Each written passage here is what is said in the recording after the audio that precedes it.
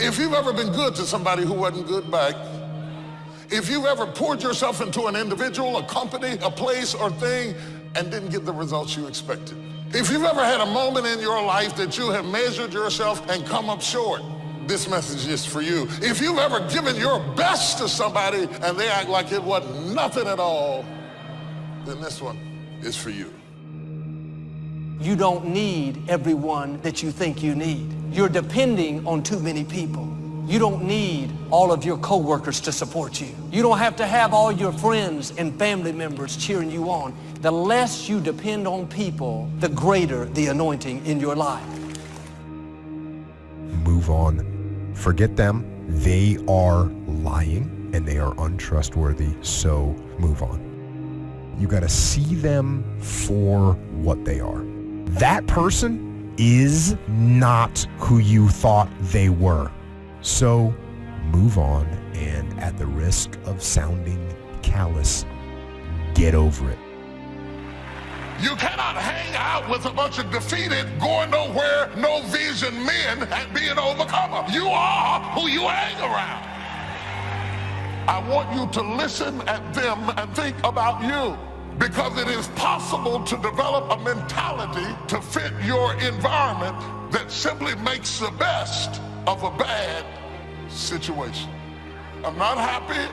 I'm not getting the most out of my life, so I'm going to bring my expectation down to my reality and enjoy the fact that at least they didn't carry me off to the morgue today. I'm still here. Are you discouraged because people are not giving you what they used to? It's because God's growing you up. Quit trying to get from people what only God can give. Go to Him for your value, your self-worth, for your encouragement. If you'll start passing these tests, not relying on people, you'll not only live more confident, more secure, but I believe and declare you're going to overcome obstacles that looked insurmountable, accomplish dreams that seemed impossible, and reach the fullness of your destiny. No one is such a real enemy as a false friend. The worst thing you can do when somebody hurts you, listen, the worst thing you can do is to harbor your hurt, because harbored hurt becomes burden bitterness. Not most of the time, not a lot of the time, every single time. If somebody hurts you and you hold it in and you brood over it, harbored hurt becomes burden bitterness. Anytime trouble comes, anytime heartache comes, anytime disappointment hits their life, rather than face it and walk through it, they quit, they back down, and they waste their pain. Pain has a purpose. Don't let your pain define you. Let your pain refine you. Now, our job is not to be the person who exposes betrayers. Our job is to make sure that we stay resilient enough to know that betrayers are going to come and go, but we're going to walk by faith and not by sight. And we are going to forgive people. We are going to enjoy our life. When someone breaks our trust, we question ourselves too. Like, we think my judgment's bad because I totally put my faith in this person and look what they did to me. So you got to build that trust up back again with yourself. How do you do that? Read, learn, work out, be alone. It's okay to be alone. It's okay. There's no big deal. Enjoy it. Do something productive and build that trust up in yourself. Look back at the situation, learn from it. We give up so quickly. The first time we get turned away, we go home. The first person that doesn't like us, the first person that doesn't help us, the first time it gets a little hard, many of us are so quick to see disappointment as a dead end. If you can't get in, go up. If you can't get through on this level, go up to a higher level. Sometimes the reason God allows you to be restricted is because you're at the wrong level. And sometimes He'll put a disappointment in your life so you have to climb over it. Restoration will come. Healing will come if you won't give up. You know you could accomplish your goal if you had the support, the connections. You could overcome that obstacle if you had the strongest players. God is saying, don't worry about it. You don't have to have all those people. The forces that are for you are greater than the forces that are against you. When you're not depending on someone else hoping that they'll help you, if you'll quit depending on people, the anointing will increase in your own life. You'll accomplish more with less help, with less people, because of God's favor on your life. If you'll be faithful, if you'll be disciplined when the amounts are small, we'll make you a ruler, give you a position of authority when the amounts are many. Take care of your disciplines when the amounts are small, and then life will see to it that you get some extraordinary numbers to work with. Do not disregard the smallest of disciplines. Do not neglect the smallest of disciplines, and build on that foundation, and you can have everything you could possibly want. Get going. And so right now, in this era where we are, the people that are going to come out on top, the people that are going to get control of their destiny, the people that are going to maximize this place in history and be fortified in terms of their mental resolve and families and their skills and their ability to create incredible wealth, are people that are using their times more productively. The people who take the time to learn something new every day. If you're not willing to learn, nobody can help you. If you're willing to learn, no one can stop you. People, they go through something that was supposed to be a season, but instead of it being a season, it dictates their entire life. You met people that instead of getting better, they just got bitter because of the pain. Before you know it, their entire identity is wrapped around their issue. It's wrapped around this moment of heartache, this moment of disappointment. You've met people that have been betrayed by a friend, and instead of forgiving, instead of rising back up, instead of being the friend that they're looking for, they isolate and they back down. You meet people that their dreams never came to pass, and because the dreams never came to pass, they just now become a critic of anybody else who goes for their dreams. 80% of the things we do are busy things that we do in an area that is not effective. The average person only spends 20% of their time doing the thing that they are really gifted at, created at, excited to do, and the rest of it is all the dumb stuff that we all have to do in order to survive. Wonder what would happen if we would go from doing 80% of things that are busy but not effective and 20% of the things that are really effective if we would switch those numbers around and only give 20% of our time to the things that we have to do and 80% of our time to the thing that we were created to do.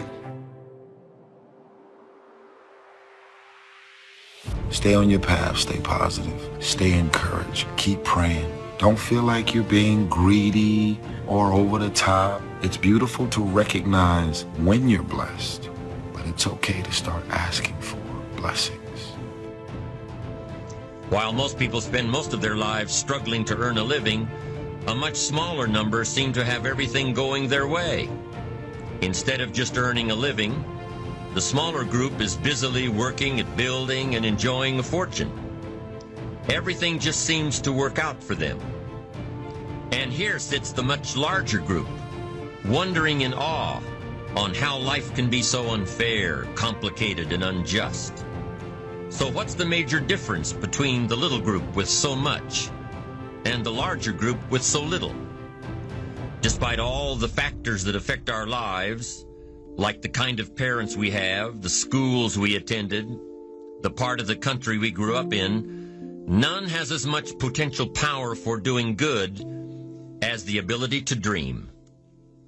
Dreams are a projection of the kind of life we want to lead. Dreams can drive you. Dreams can make you skip over obstacles. When we allow our dreams to pull us, they unleash a creative force that can overpower everything in our way. To unleash this power, though, your dreams must be well defined. A fuzzy future has little pull power. Well-defined dreams are not fuzzy. Wishes are fuzzy. To really achieve your dreams, to really have your future plans pull you, your dreams must be vivid. Most people think that happiness comes out of being successful or having good health, when in fact the reverse is true. Happiness is not something that's earned or deserved. Happiness is simply a state of mind by which our thinking is positive a good share of the time.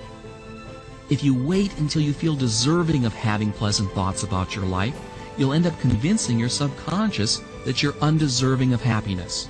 And the result is you'll be unhappy and unsuccessful in most of your undertakings. It's not selfish or wrong to be happy, regardless of where you are in life. So be happy.